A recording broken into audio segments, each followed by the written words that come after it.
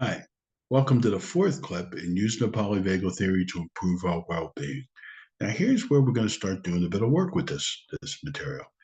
And this work is about befriending, getting to know our nervous system and the states we're in. And that's all part of emotional regulation. Know what I feel and think and doing, what's going on in my body, what state am I in.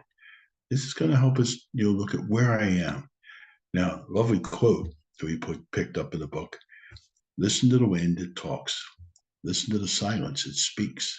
Listen to your heart, it knows. So, to recap what we've been saying, as we make use of the polyvagal theory, we get to know our autonomic ladder, the way our nervous system is working. Now, the language is important. We're going to have a look at that language. But think about the autonomic ladder.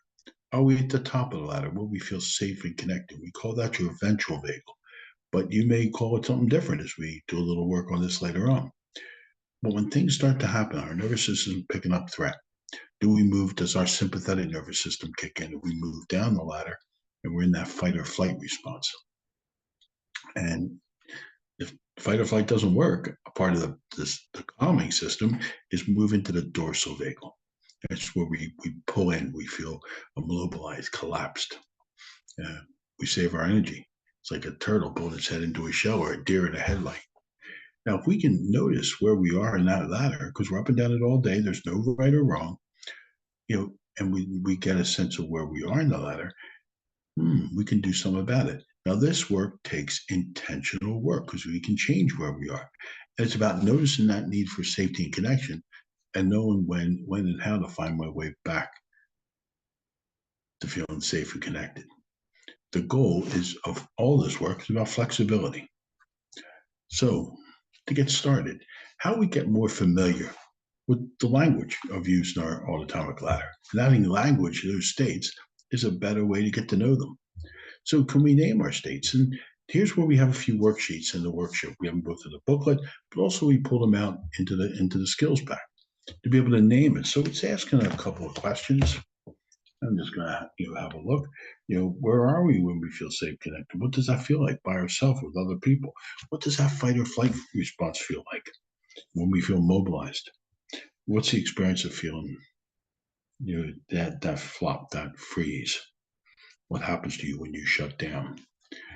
And if we can put language, to it, have an ability to name your states and recognize that shift up and down the ladder can help us get to know them better. Now, you may choose other words for feeling safe, connected, that fight or flight response, or shut down. What color would you give them? Would you call, safe and connected green, that fight or flight red, flop blue? Give it a color. What animals maybe would you use for each one? What places are in nature would you use to describe them?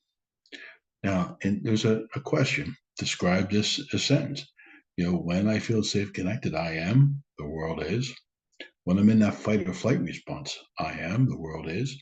And when I feel shut down in that dorsal state, I am, and the world is. So it's getting to know your nervous system, getting to know your states.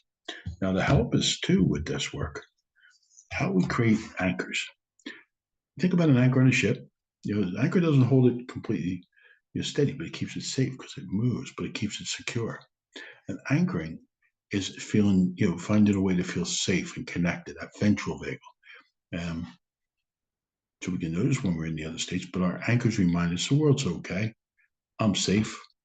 And an anchor, might be people. What people helps me feel safe, connected. It might be what, are there situations? Are there those small anchors of what we do that help us feel safe, connected, relaxed, nourished, soothed? When you think of the what, keep track of the things that bring you back to that moment of safety. Where, take a mental tour of your world. Where do I feel safe and connected? Name those physical places. Look around your home, your community, where you work or school, a place where you feel that spiritual connection.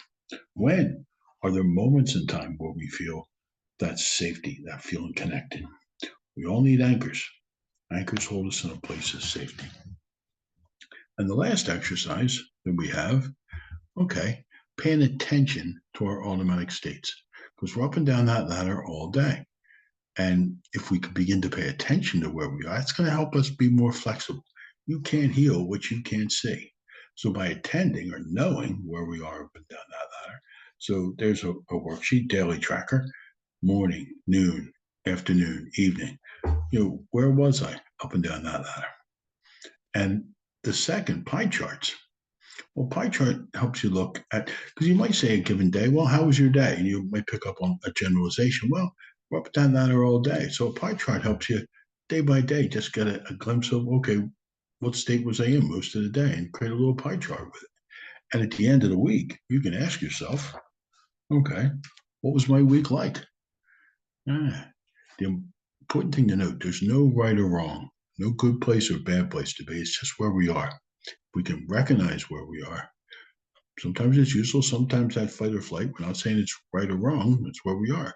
If that's the question is it working for us? So this helps us create that awareness. Where am I?